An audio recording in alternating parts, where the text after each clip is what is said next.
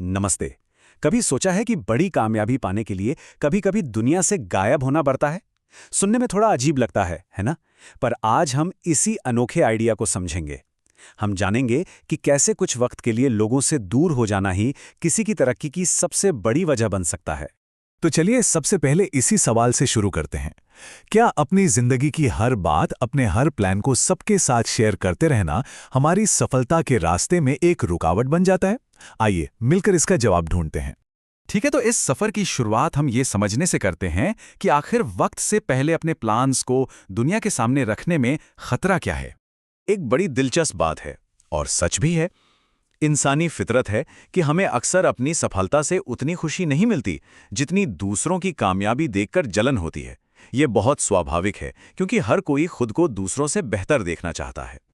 और यहीं पर हम एक मनोवैज्ञानिक जाल में फंस जाते हैं जिसे कहते हैं द स्पॉटलाइट इफेक्ट। ये एक तरह का वहम है जिसमें हमें लगने लगता है कि हर कोई बस हमें ही देख रहा है, हमारे बारे में ही सोच रहा है, जबकि असलियत में ऐसा कुछ नहीं होता। और जब कोई इस सोच में फंस जाता है तो उसके ज़्यादातर एक्शंस दूसरों को इम्प्रेस करने या कुछ साबित करने के लिए होते हैं, और इसका नतीजा अक्सर नाकामी। इसलिए इस दिखावे की सोच से बाहर निकलना बहुत ज़रूरी है।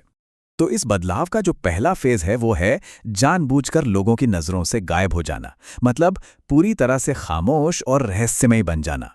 एक बहुत मशहूर लेखक ने कहा है कि सिर्फ अपने शब्दों पर काबू पाकर कोई भी अपनी दुनिया बदल सकता है। अपनी बाहरी दुनिया को बदलने के लिए ये पहला और सबसे ज़रूरी कदम है। तो ये रहे कुछ प्रैक्टिकल स्टेप्स। अपने प्लान्स, अपने विचार और अपनी जिंदगी की ज़रूरी बातें किसी से भी शेयर करना बंद कर दें। सिर्फ ज़रूरत पड़ने पर ही बोलें, एकदम शांत और एक रहस्य की तरह बन जाएं। और मान लीजिए कोई पूछता है कि भाई क्या चल रहा है, क्या प्लान है, तो जवाब बहुत सिंपल होना चाहिए। अरे कुछ खास नहीं, अभी सोचा नहीं है। ये तरीका अपने प्लान्स को सीक्रेट रखने में बहुत मदद करता है। चलिए अब दूसरे फेज पर चलते हैं। ये वो दौर है जहां असली मेहनत होती है, बिना किसी को बताए, चुपचाप। सही मायनों में बदलाव यहीं से शुरू होता है। इस फेज का सबसे ज़रूरी नियम पता है क्या है? अपने सफ़र को, अपनी जर्नी को पूरी तरह से छिपा कर रखना। अपना दर्द, अपनी मेहनत, अपने आंसू और अपनी हर एक नाकामी, सब कुछ लोगों की नज़रों से दूर होना चाहिए। इसका सबसे बढ़िया उदाहरण है थॉमस एडिसन। लाइट बल्ब बनाने से पहले वो 1000 बार फेल हुए थे, लेकिन आज दुनिया उन्हें उनकी उस एक कामयाबी के लिए याद करती है, उन 1000 नाकामियों के लिए नहीं।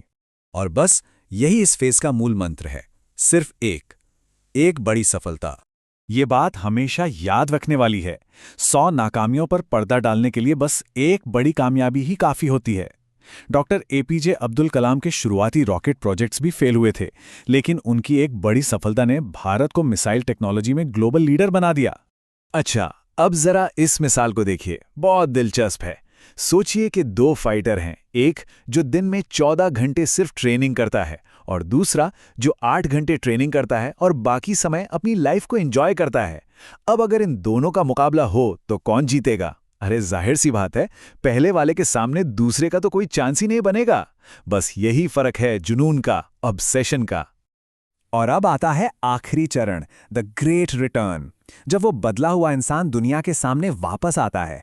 लेकिन ये वापसी वैसी बिल्कुल नहीं होती जैसी कोई उम्मीद कर रहा होता है। इतने लंबे समय तक परछाई में मेहनत करने के बाद जब कोई वापस आता है तो वो पूरी तरह बदल चुका होता है। दिमागी तौर पर ज्यादा समझदार, शारीरिक रूप से ज्यादा मजबूत और आर्थिक रूप से स्थिर। वो एक नया इंसान बन जाता है जिसे पहचानना मुश्किल होता है।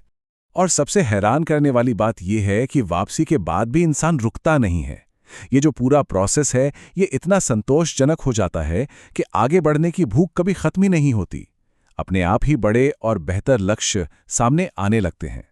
तो जब कोई इस बदलाव की प्रक्रिया को पूरा कर लेता है तो सफ़र खत्म नहीं होता, बल्कि एक नई शुरुआत होती है। तो सवाल ये है कि इस रास्ते पर चलने के बाद किसी की अगली मंजिल क्या हो सकती है?